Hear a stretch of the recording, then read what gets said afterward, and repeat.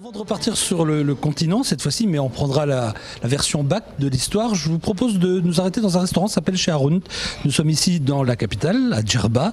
Nous sommes avec Tofik et dans quelques secondes, nous allons enfin connaître un secret de chef, parce que moi je dois avouer, Tofik, que j'ai essayé, j'ai jamais réussi à faire cette sacrée brique. Alors c'est vrai que ça fait partie de la carte, hein. Ici la brique, c'est quand même quelque chose qu'on mange souvent, hein. C'est un plat traditionnel, la brique, hein. Traditionnel, c'est en Tunisie. En Tunisie. Alors je vais demander, pour vous et pour moi, à Tofik de nous montrer comment on fait une vraie brique. Est-ce qu'on peut y aller, on peut connaître ce secret? Alors tout d'abord, si j'ai bien compris, vous faites un genre de crêpe, hein, avec de la farine, avec de la farine, de l'eau et de sel. Et du sel. Qu'est-ce qu'on fait maintenant?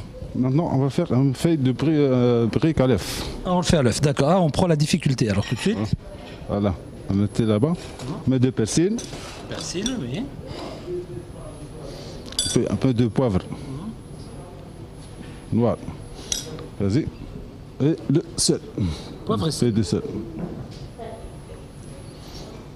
Puis, on mettait l'œuf là-bas. Parce qu'en réalité, il faut que l'œuf reste dans la brique. Ça, c'est pas facile, hein. C'est pas facile. Ah, c'est facile. Il va falloir que je revoie mes On classiques. mettait là-bas. Puis, voilà la brique ici. Oui. Et dans l'huile Je chaude. donne l'huile chaude. Tofik nous explique que c'est 3 fois rien de faire une brique, quoi. Moi, vis-à-vis des gens chez qui j'ai une fois essayé de faire ça, je vais passer vraiment pour un amateur, hein. Non, c'est la brique, c'est plutôt en Tunisie seulement. C'est pour ça que je suis venu chercher le secret ici, du côté de la capitale de Djerba. Et la brique est terminée.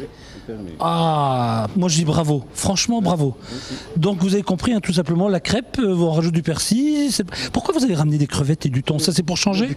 Oui, c'est le brique au thon, le brique aux crevettes, le brique à la viande. Dans ce cas-là, on met pas d'œufs. Voilà. D'accord, j'ai tout compris. Eh bien parfait, maintenant on va retourner sur le continent si vous voulez bien.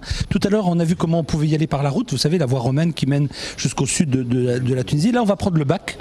Le bac c'est 3 km simplement, mais ça dure quand même 15 minutes. Et on va découvrir d'autres endroits, et notamment le fameux Matmata. Regardez. Le bac qui relie Ajim au sud-ouest de Djerba à Djorf sur le continent fait partie de ces institutions qui permettent de mieux comprendre la mentalité des insulaires. La traversée ne dure qu'une vingtaine de minutes, mais ce sont 20 minutes qui font toute la différence entre une île riche et un sud-est tunisien aride.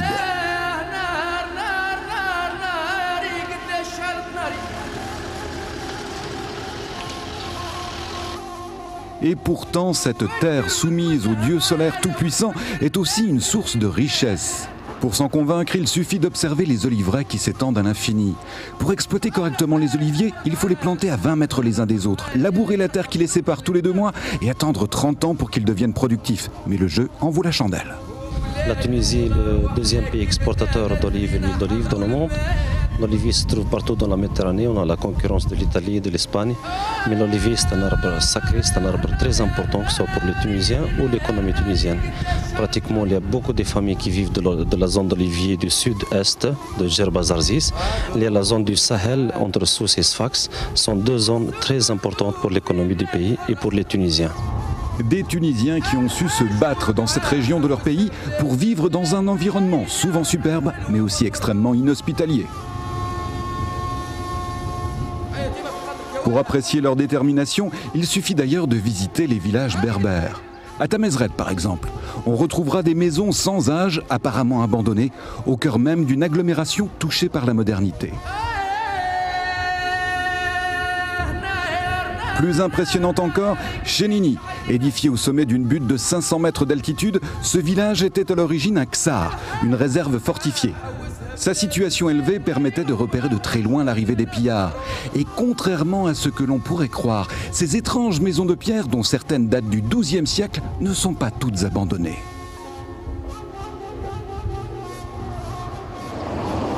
Enfin, vous devez absolument faire un détour par Matmata, dans les contreforts du Djebel Dahar. Ce village compte encore 1800 habitants, dont certains vivent toujours dans des maisons troglodytiques traditionnelles. Ces habitations sont creusées à près de 10 mètres de profondeur dans la boue séchée. Il s'agit en fait pratiquement de grottes artificielles qui permettent, lors des grandes canicules de juillet, de maintenir dans les différentes pièces du logis une température qui ne dépasse jamais les 25 degrés.